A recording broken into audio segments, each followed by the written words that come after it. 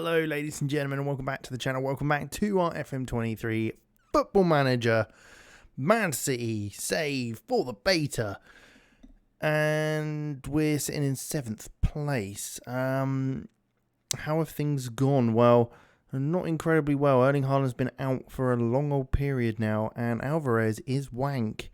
We've had little to no one being able to score our goals and get us the points we need. And we're hanging on for dear life of European football. That being said, we are through in the Champions League and we will be going through to the next round. Not top of the group though, because that loss against Atletico Madrid in the last episode didn't help. Let's take a look at how we got on over the last few games since last time. We bounced back in the league following our loss against Atletico Madrid with a 2-1 victory over Leicester away. In this game, though, we were the weaker side. We didn't create the chances. We didn't have the possession. And we kind of got a little bit lucky, I'd say, to go 2-0 up in the first half. Second goal, courtesy of De Bruyne cutting it out, and Phil Foden, who was playing up top in this game, getting number 2 for us.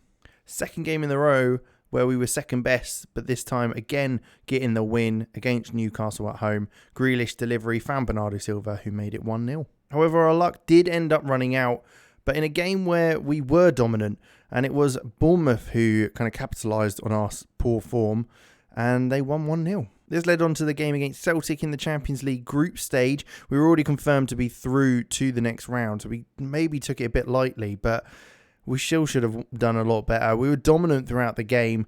They took a very early lead to make it 1-0. We did manage to level things straight after half-time with a change of formation that you'll see that we have started playing a little more. Grealish playing it through to Cole Palmer, who just dinked it past the keeper to make it 1-0. But in the 90th minute, it was Celtic who managed to win the header from a corner and make it 2-1. And still with no Haaland, we were having to play Liverpool without our best player, or at least best striker. We did take the lead, Rodrigo in the first half winning the header. They levelled things up in the 55th minute, however, with Fabinho playing it into Milner, who found Salah through on goal, who just tucked it away. We took the lead again though, making it 2-1 not long after that really. 6 minutes later, we kind of put the pressure on them, and it was Van Dijk who ended up losing the ball to João Cancelo, who laid it off to Cole Palmer to make it 2-1. But they reacted well and got another goal to level things off. But really, should have probably been another game where we could have won with the amount of chances and kind of ball possession we had. But it was Elliott who levelled things up for them. And the change of formation we made in the Champions League against Sporting certainly helped us conquer it. It was 3 goals in the first half that gave us the win. Mahrez with the first one, who was playing up top for this game. There's still no Haaland available. Bernardo Silva's delivery into John Stones. Initial good save, but he did manage to get onto the rebound to make it 2. Our third came again not long before half-time with a ball over the top to João Cancelo, bombing forward from right back. He fired it towards goal. Keeper probably should have done a little better there, but hit the post and ended up going in. And then late on in the game, when things were kind of wrapped up and we were slowing things down, Sporting had a bit of a nightmare at the back with Alvarez kind of blocking that for clearance. And it was a debut for Mabude to get his first goal for the club. Again, we might have found the formation that works for us with another 2-0 win this time against Southampton at home. Gundogan getting a penalty kick goal and Kevin De Bruyne with a free kick. Completely dominant in this one. And we're through in the Carabao Cup, taking on West Ham. We ended up winning this one on penalties. It was a heavy, big penalty shootout to go down to the wire, but we did come on top after they missed a couple of penalties. And we're through to the next round. There you have it.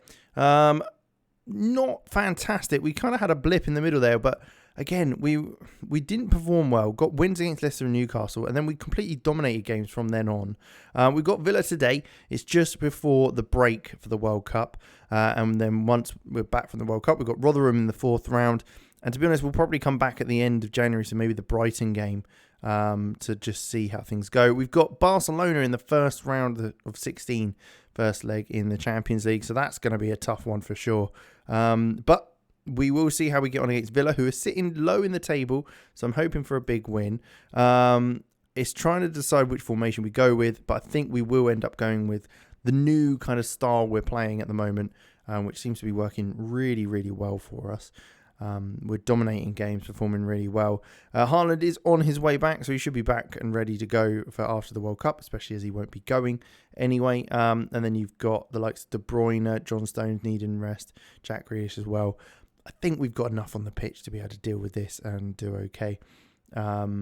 With Kyle Walker at right back, Akanji, Diaz and Ake centre back and left back, and then Calvin Phillips, Jude Bellingham, Ilkay Gundogan, Bernardo Silva, and then up top Cole Palmer and Riyad Mahrez, who have done okay. Riyad Mahrez obviously not his natural position, but he's done all right there for us when we needed to play him there.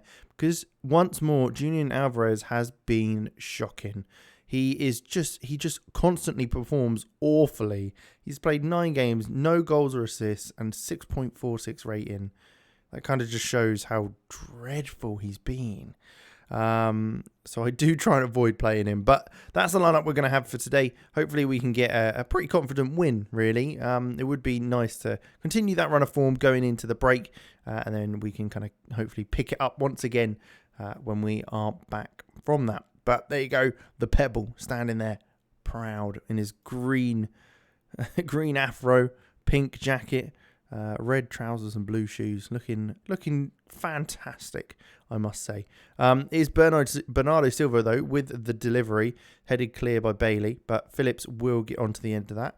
I mean, there's lots of options there. It's a great strike for an effort on goal, but it curls just over in the end after hitting the crossbar from that effort.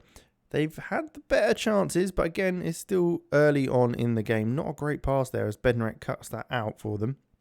On loan from Southampton. Bailey looking to drive forward. Can Kyle Walker deal with that? He does. Well, Akanji deals with it, I should say. Kyle Walker looks for a ball over the top. It's not the best ball, but it does come to Cole Palmer, who's looking to try and dink the keeper, which he does do. It's cheeky. It's his 3rd goal of the season. We defended really well there initially. Akanji coming across, sorting it out, giving it to Kyle Walker to go forward. He just long ball over the top. And Cole Palmer causes untold issues. I mean, Jan Bednarek having a nightmare back there, and he ends up dinking it past the keeper, making it 1-0. Great start to the game. Can't ask for much more than that, especially if Bednarek's playing there. It seems like we do quite well against 4-4-2 systems with this. It looks like we've gone up to 3rd as well, which is great. I need to be getting Champions League football with Man City, otherwise I definitely will be sacked. I mean, us not winning the league is a bit of a crime anyway without Haaland. But to be fair, we haven't had him for half the games. Moukoko should be in by the time, and hopefully have played a few games by the time we'll be back to play that game after the window. And we'll also see if we can bring anyone else in during that window as well. Might look at maybe another striker, because we probably need a 3rd if we're going to play this sort of formation. Decent effort on goal there by Bernardo Silva, running from slightly deeper, and it's a good save in the end on at the half an hour mark so far. And we do get a corner. I haven't set up any corner routines because I just don't know what works. I might need to have a bit of a play around, but I mean, that certainly doesn't.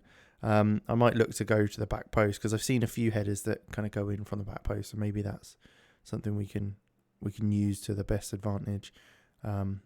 Although, if it's anything like that one, it doesn't quite work out. But it's a long-range effort just over the bar. I mean, we're only 1-0 up. We need to be getting another goal, really. We seem to be having the better of the chances, as it is played out wide to Kyle Walker, who's got plenty of space. Can he get a delivery into the box and make something happen? He does deliver. Martinez punches clear. Phillips receives it on the edge, looks for a curled effort once again, and it's almost identical to the one he had right at the start of the game. So goes over the bar, as you'd expect, because it's exactly the same. But there you go, half-time. I'm not concerned that we're going to concede or anything, but we've not looked fantastic going forward, and I'd like to see a bit more about it, really. So, what are we going to look to do? Is there anyone on the bench we can maybe bring on? I'm a little bit worried that Kyle Walker is yet on a booking. So, João Cancelo might come on, but maybe not just yet. We've not really got anyone attacking out. I mean, Julian Alvarez is there, but there's no attacking outlet, really. Maybe we should bring him on at some point in this game just to give him a bit of a chance and before Haaland gets back one more time. But I mean, he's been dreadful.